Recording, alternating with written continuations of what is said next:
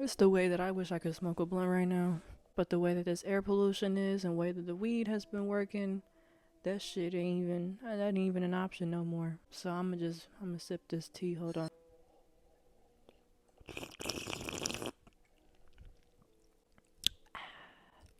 All right. But I'm glad to be back. I think that I needed to take a necessary time to myself to genuinely to pause and to reflect and to excuse me to really reflect on everything. That's honestly, we're gonna get into it, but there's just a lot that I needed to. Damn. See, now I want to start burping. Now I started the video. See, it's always something. If you haven't seen on the news yet, there has been smoke literally all across the north, south, east. Is the mid? It's the Midwest. Okay, it's the West Side. See, I did get it right. See, I need to trust myself more often.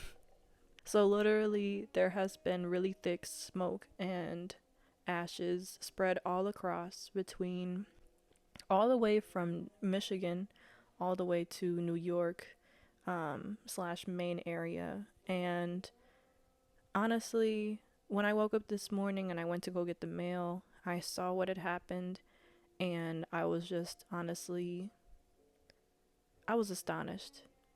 And unfortunately, I couldn't go outside, and I had some things that I wanted to get done that unfortunately couldn't get done because I couldn't go outside, and I wanted to do it outside. With the way that my content has been changing, if you are following me on Instagram, um, there's there's been mixed engagement, honestly. I think that I just need to, like, just everybody that doesn't engage at all, they just need to get wiped out. But honestly, it's like that's even exhausting in itself to have to go through everything and tweak and, take out what it is that doesn't need to be there. You know what I'm saying? The reason why I haven't done a podcast episode has truly not been so much because of any particular barrier that has caused me to not be able to do a podcast episode, other than, obviously I was living in the shelters for about 9 months between LA and New York, and that was obviously not a fun or very welcoming experience, nor did I really have space for me to be able to go ahead and speak my mind out loud and openly without interruption, because literally there were monitors coming in and out of the rooms every 30 minutes or less. And honestly, it felt like a major breach to privacy, and kind of like I didn't really have a life for my own, or a a space for myself. And unfortunately, I did come back to my childhood home unexpectedly. I wasn't really expecting to be back here, and it's kind of the same thing. I don't know if y'all can tell. Obviously, I have this space for, myself right now. So I took advantage and took heed. And there's just a lot of things that I still am very much unsure about. A lot of things that I don't really know what's next or what's to come. Also, because of all the things that have been happening on social media and on the news, that has been quite overwhelming for me. And I know that as somebody who has used their voice in the past and for majority of my life to empower and to educate and to uplift others, I'm not gonna lie and sit here and be like, oh yeah, we still have to have so much positivity and optimism and strength in everything that we do in every facet of our lives, because that would be unrealistic. And also, I would be a hypocrite if I would tell you to go do that and then me myself, not consistently following up on that on a every single, like on a daily basis, 100% of the time. And for me personally, a lot of the time that I spent not posting and not really uploading And also being more private about a lot of things was mostly because I needed to get myself together. And if you are a Cancer and you understand, you know, like Cancers are not going to put everything out there all the time, especially when they're really in the deep thick of it. Because I was still going through it when I was posting, trust and believe. But when I was really, really going through it, I just disappeared. And I'm back for now, not promising consistency and not promising a specific upload schedule. However, there is more intentional effort towards curating what it is that I started with doing in the first place, because I feel like the mistake that I made was changing the way that I approach content creation and putting myself out there, and what does it really mean for me and what does it not mean for me anymore. A lot of things are changing. If you can't tell, obviously things are changing in the world. And as someone who also is neurodivergent, change is something that is difficult for me to manage and for me to work through, mostly because of I thrive off of consistency. I thrive off of, predictable situations and things being able to be understood easily, not only in a metaphysical sense, but in a 3D sense as well, in a 3D grounded sense. So, with all these changes that I've been going through, it's me fighting against the the the the 3D realistic side of things, and the way that the world still operates much in a very much matrix manner, for lack of a better word. But oh, I never even told y'all. I did my hair. Um I'm feeling a little conflicted about it because I still wanted to add a little bit of pop of color to it, but I literally just went and cut the sides off, if you can't tell, and then I left a little tail piece on the back, which I really like. But honestly, it's gonna have to grow on me. Honestly, I was about to shave my head off, not gonna lie. I'm gonna be completely honest, I was about to shave my head. And still might, that's still always a possibility. But for now, I tried to control myself as much as I could and not get too scissor happy. But I hope y'all like my hair. And if you don't, it's okay. I understand it's not for everybody. But getting back to what I was talking about, I had to realize that the world is going to operate as the world is for anyone who still exists and still obeys to the matrix, and that because I don't, there is going to be things that I am going to run into that I can simply not control, and I have to make that difficult decision of what am I going to do because of the fact that there are things around me that I cannot control. And for me, I had to decrease the external barriers, the uncontrollable variables that I couldn't do much about. And for my safety and for my protection, and thinking mostly about, me staying alive, because New York is no joke. I was literally only there for a month and a half. And I had to get the fuck out of there cuz it was some bullshit, for lack of a better word, that happened. And I basically was just like, well, God, what do you want me to do? What do you want me to do? I literally, so I'm gonna tell y'all how it happened, how I ended up back here. So basically, there was an incident that happened at the shelter, and I had put in the request to be in a DV shelter since my ex had followed me to LA. Y'all know I was in LA for about 8 months or so, and I basically put in that request. And even the police had gotten called at the shelter that I was staying in, because there was an incident that happened outside of the shelter where a man had grabbed me by my neck and he was trying to follow me down the sidewalk. And this was right outside the shelter where I was at. They had delis and stores all along that one strip. And the street that I was on It's called Mott Avenue. So if y'all know Mott Avenue, that place is ghetto as fuck. And I had no idea about how much crime and how much bullshit be happening over there. And then I kind of like started thinking about it over time while I was staying there. There was like police literally like squatting at every single corner, nearly every corner, every single day. And I didn't really understand why they were there. I was like, why are these police here? I felt like New York was already highly and is highly policed in general, but this specific area that I was placed in by the system was especially policed. And that was concerning, to say the least.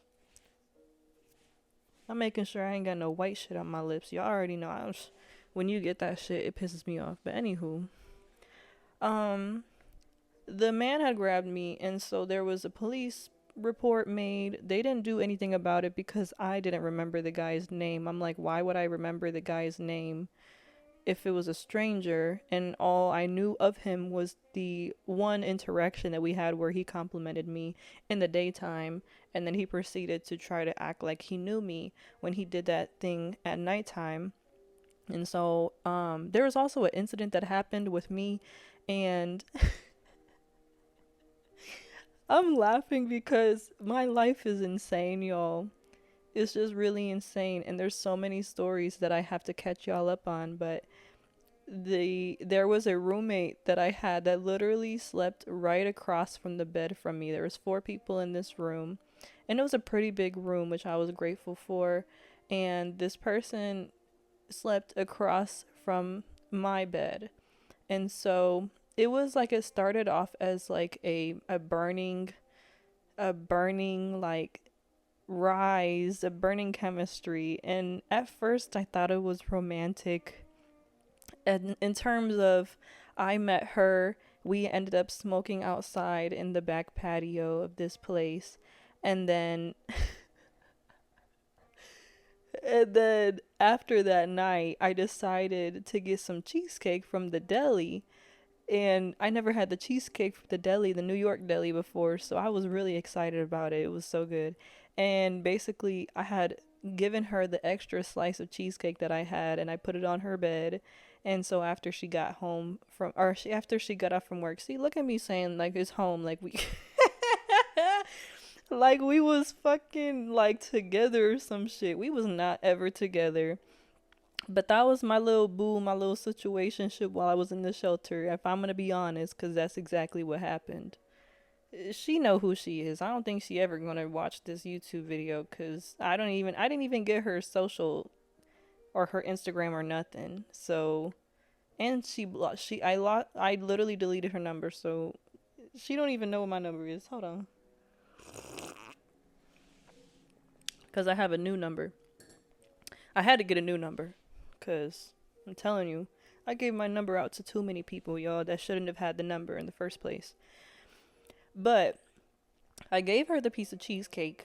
And then she was like, oh, the cheesecake was so good. I appreciate it so much. Would you like to go, hang out sometime outside? And then so she had certain days off during the week.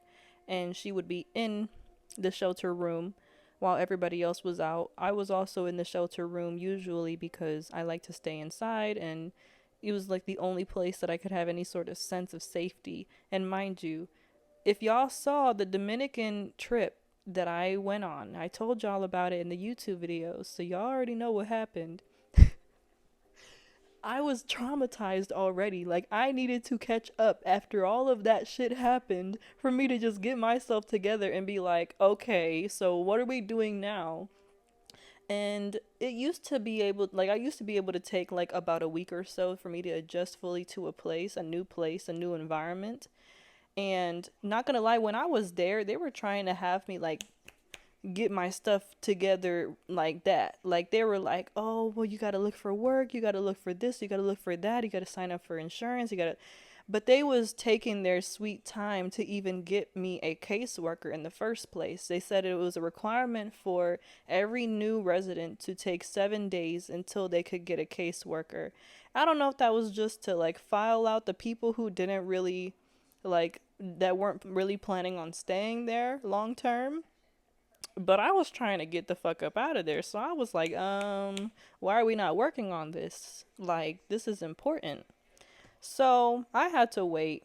But I also didn't realize how fatigued and how much I had been storing in terms of tension and trauma that I still was carrying from when I was in California. So at that point, I was just like, hold on, y'all. I put this YouTube video for some jazz music in the background and the ad decided to play. But basically, this person across from my bed asked for us to go hang out, and we decided on a random Tuesday we would go to the beach. The meetup was very sweet. We ended up walking side by side, and mind you, she had a dog. Now, I'm gonna give a description of this person a little bit later in the story because it adds on to the suspense that I'm giving y'all. I'm giving y'all the spice. But honestly, oh my god, I missed this so much. Like when I tell y'all I don't talk to nobody, and that's honestly why I started making these YouTube videos in the first place, because I don't talk to nobody. Like for real. Like when I say I don't talk to nobody, I obviously talk to some people, but I don't get to really express and speak and talk to myself. Or well, I am talking to myself, but I'm talking to y'all. I don't really get to talk to y'all openly because I'm like usually like, oh, I'm always thinking about what someone is thinking about me when I talk to them because I don't really know them that well, because I don't really have like deeper friends for real for me to express more deeply about the things that I go through without feeling like I have to hesitate. So it's like that's why I started this in the first place, was for me to talk to somebody that maybe could understand, maybe could resonate and feel a little bit less alone in their story or in their journey, because of the crazy ass shit that I go through. But continuing on, this girl had a dog, and this dog was, I think she was like a Yorkie. It was like a tiny little Yorkie puppy. And I'm gonna call her, well, it doesn't even matter because y'all don't know who she is, and she's not famous right now. So her name's Nina. The dog's name was Nina. And this dog was the cutest dog in the entire world, bro. This dog honestly kept me a little bit more sane and a little bit more together. And I love how God works, because God already knew I was going through a lot when I had came back from Dominican Republic and I came to New York. And that was a whole entire journey in itself.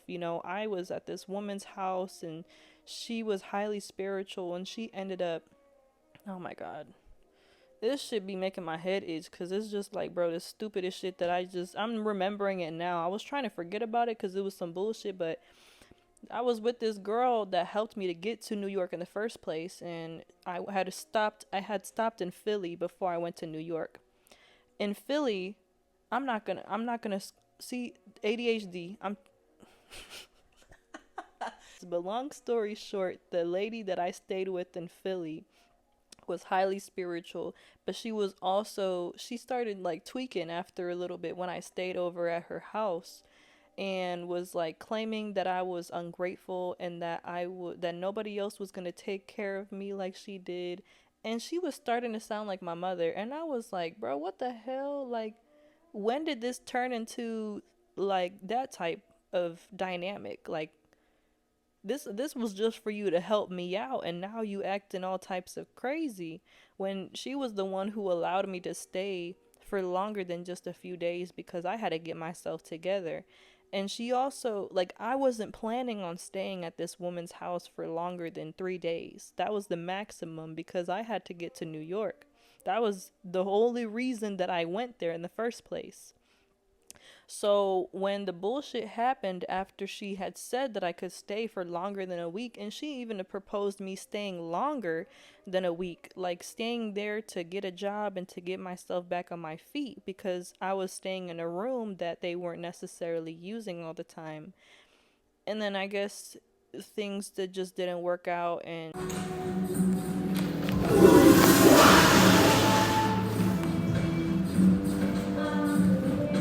it was just a lack of communication and a lack of honesty and acknowledgement for their own feelings and their own accountability, the way that like the position that they had at that moment for them actually like having me in their house in the first place. I guess they didn't think it through, because it was honestly a thing where it's like, oh, you could stay 3 days, oh, you could stay a week, oh, you could stay, for a month, etc. But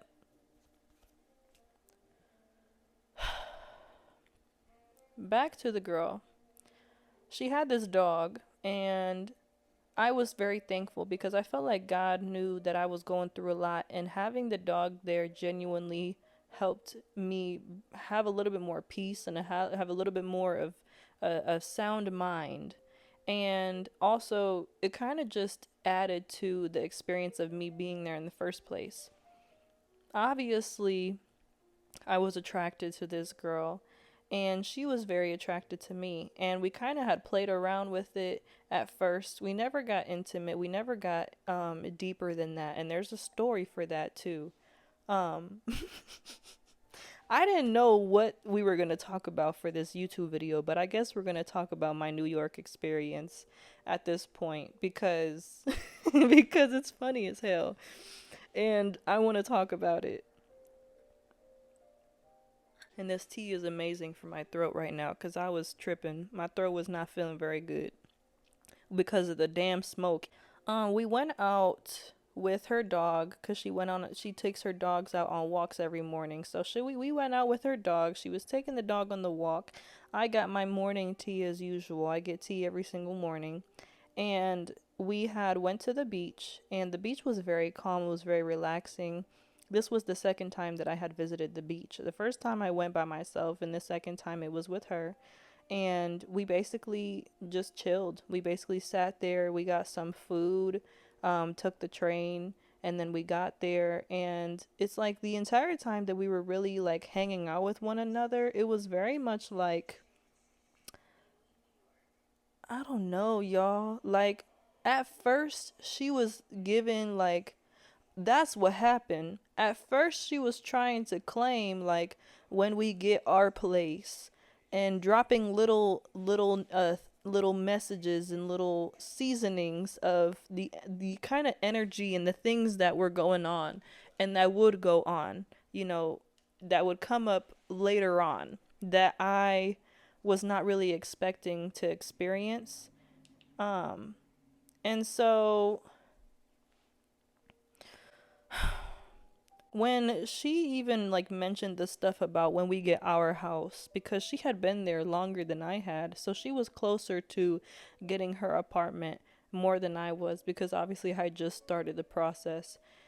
But I could already tell like she was already giving like love bombing signs. And I think that she had lied about where she was from. I think she said at first that she was from Manhattan, because I was like, oh my gosh, what's your sign? Like, the usual, first conversations, you ask what their sign is, and then you compare your sign to theirs and try to see if y'all are compatible.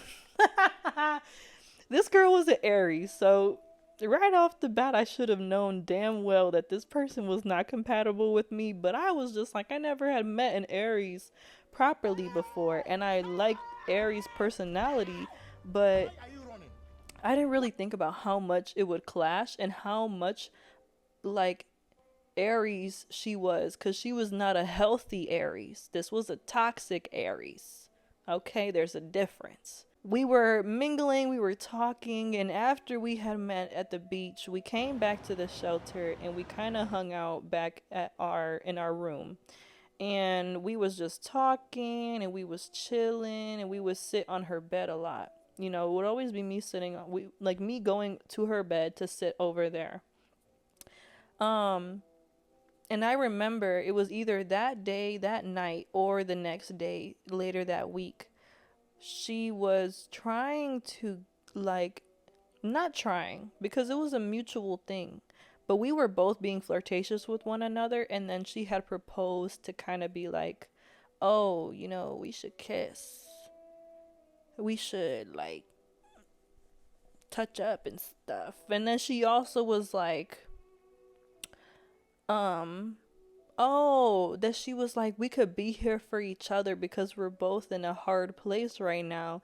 So it's like we could relieve each other's stress. And I know that you have a lot of stress. She was trying to pose it as like she was trying to relieve my stress, like she was trying to do a service for me. I'm telling y'all. And then I started realizing, I was like, oh, this girl really just wants to fuck me, and that's it. Like, she's not actually worried about love and partnership at all. And two things. One thing was when she was trying to kiss me, she had came up to me, and this girl is short, y'all. She's shorter than me. So imagine someone shorter than you kind of walking up to you and kind of being like, you should kiss me because I want to. And and then them being like really like trying to be serious and trying to be dominant, but they shorter than you, and she had a fat ass. So I could not take her, and big titties, I'm sorry. Like, and she's light skinned, and she was a stud. Yo. I feel like God has sent me. I'm not gonna say the devil sent her. I'm gonna say God sent her because she reminded me of my ex in the past. Not for any other reason other than the fact that she was mostly interested in my body, mostly interested in having sex, loved bombed me from the beginning, trying to basically give statements and tell me like, oh, when we get our place, and maybe, oh my god, that was it too. I was telling her I've been looking for, like, not looking, I've been only accepting my wife because at this point in my life, when I went to New York, I was like, I'm very serious about my life. I'm not fucking out around with nobody. I'm not playing no games. Like, I'm very serious about what it is that I want and what it is that I'm doing for my life. And I quite genuinely forgot exactly what happened between us because I was already going through a lot, and she was trying to act like the things that I was saying weren't true and it wasn't what happened. And she tried to flip it around and try to point it at me and say it was because of my trauma, that that's why I was acting like that and that's why I was feeling that way and that I needed to calm down. Look, I'm getting ahead of myself, but trailing back to what she was saying that verbatim in a text message and also in person, that I told her, hey, I'm looking only for a wife, wifey material, looking for that type of partnership, and only seeing people for that sort of potential. And so she said verbatim, well, perhaps this could be a opportunity. An opportunity? I'm an opportunity for you?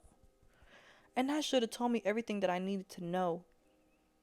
I just feel like when I experienced that at first, there were so many things that were going through my head. I was like, oh my gosh, like, is this my partner? Like, am I going to meet my partner finally? And we ended up in the same room. And then it's like my life path number was her bed number. And I think that her life path number was my bed number, or maybe it wasn't, but I just was only thinking about my number. And then I was just like, okay, maybe it is an opportunity. Maybe I should keep it open. Like, what if something happens? You never know. But I also was trying to like play hard to get because I was going to be like, I already know you're a New Yorker. Like, I already don't trust you.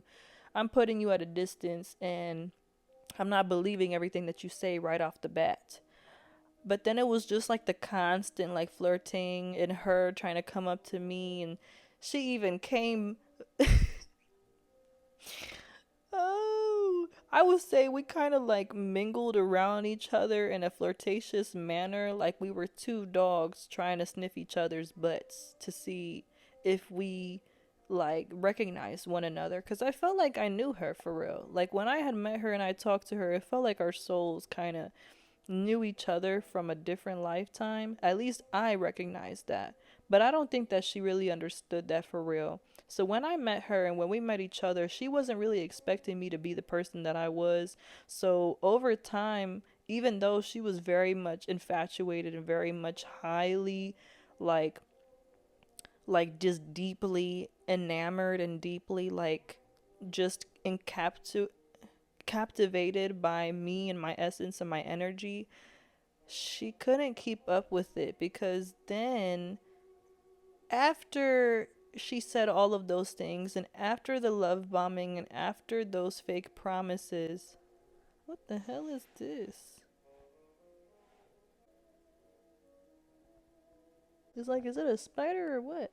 I don't know, y'all. I'm scared. Anywho, so she was highly encapsulated by my essence, as a lot of other people are. And so instead of her kind of being open about just being like, oh, hey, I'm really only looking for sex, or I'm really interested in that, or that's really what I can handle right now, she kind of played it off as like, oh, I'm not available at all for any sort of relationships, for anything more than just fucking. Not, she didn't even say that. More than just having fun. And then when she had said that, because she had said that, I know that this story is all over the place, but when she had said that, she said it after the fact that we were already mingling with one another, already flirting, already, not really touching up on one another, but kind of like, it was like, when I tell y'all what we was doing was we was edging each other. That's honestly all that really happened. We was honestly edging each other the entire time that we was in each other's presence. And that was extremely frustrating, not only for me, but it was for her too.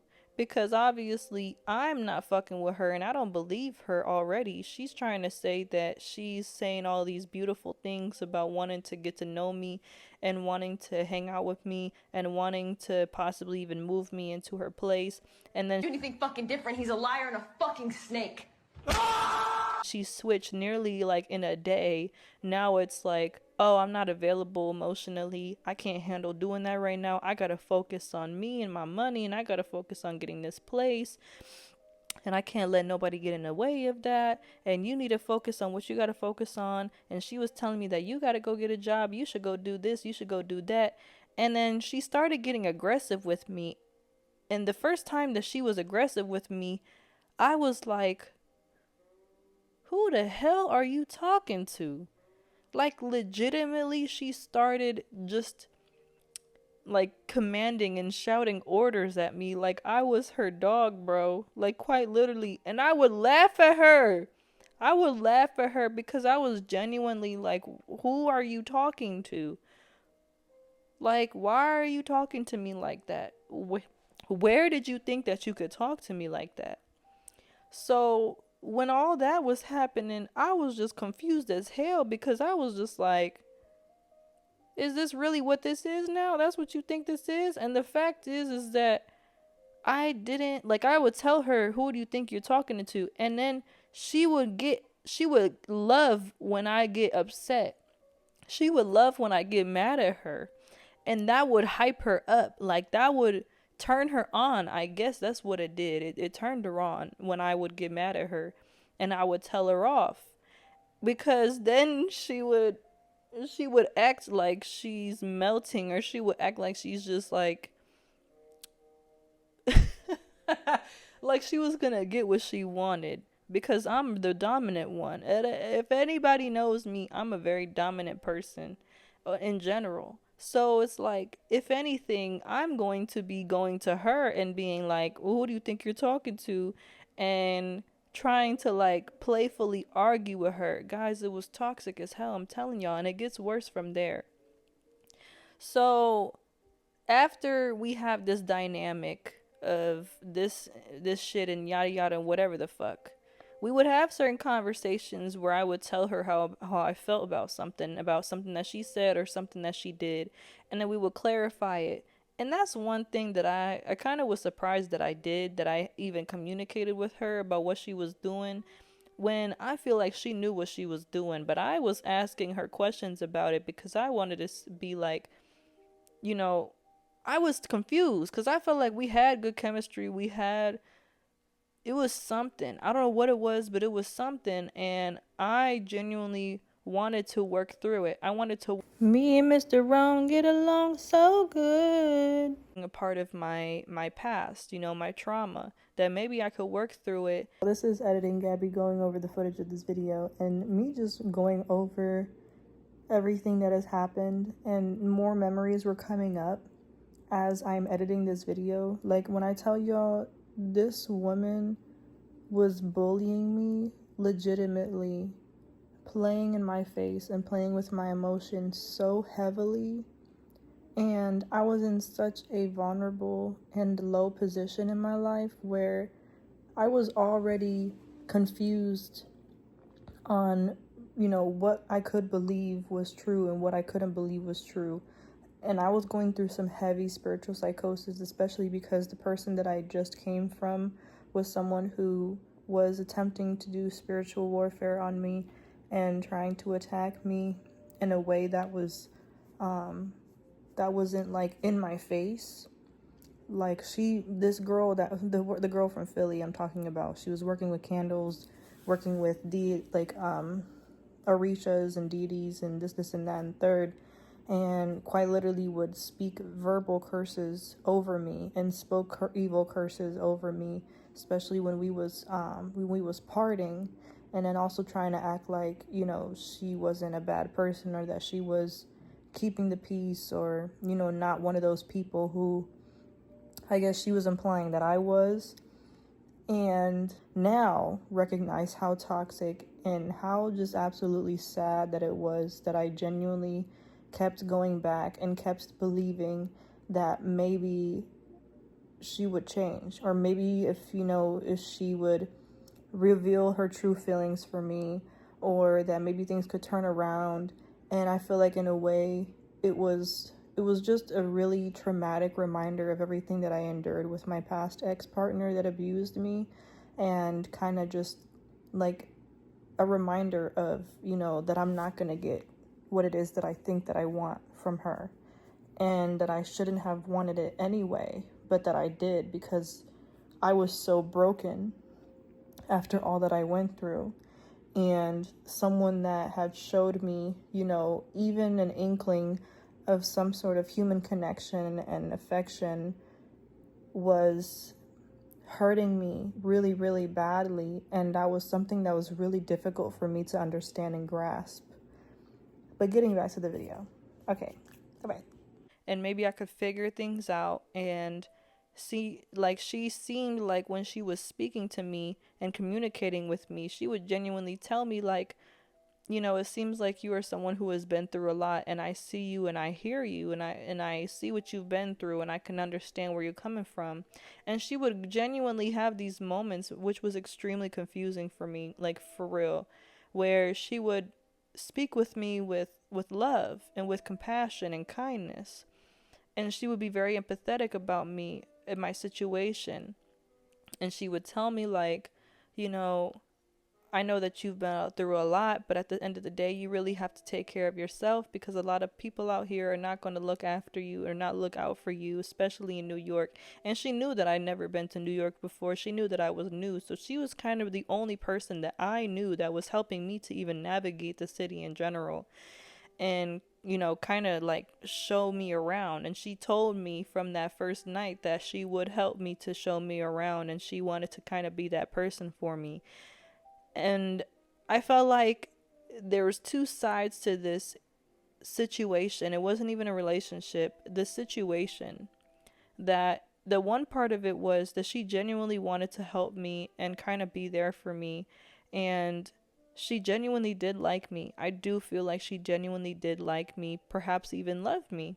I don't know. I'm not trying to put words in her mouth, but it's just the energy. When I feel energy. So when I know that I'm feeling somebody's energy, even the things that they don't talk about, I'm going to ask them and I'm going to question them about it, because it's genuinely confusing to me why you would act one way, but I know that you feel this certain way, but you're not showing up. Like you're not showing it. You're very hesitant in it.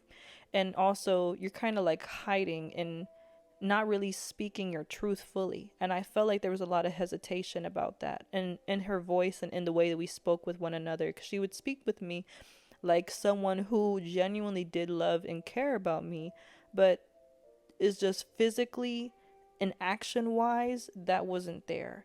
It was very much distant. It was very much hot and cold. It was very much like one day she really wants to be like in my face and wanting to touch me or wanting to kiss me and wanting to like be flirtatious with me, and then the next day she would be completely cold and very reserved, and I wouldn't see her or talk to her for a while.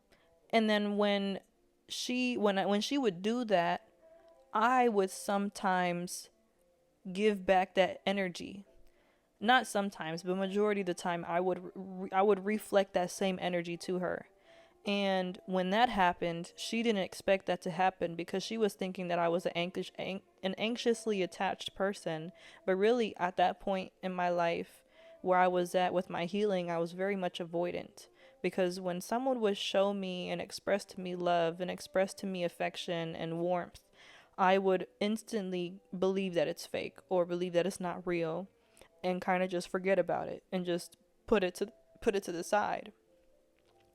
But then when she noticed that I was not chasing her and not going after her, after she decided to act all like that, all warm and stuff, and then act cold literally the next day, and then when I would have the conversation or communicate with her, she would try to say like, no, that's not really what it was.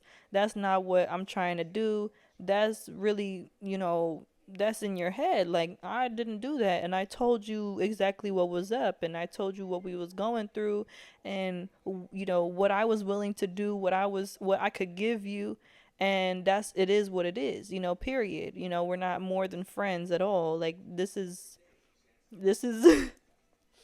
this relationship, this situation was so toxic and so conflicting and damaging to me because of just the switch was so fast, like one day to the next. So I was like, okay, bet, I will return the same energy.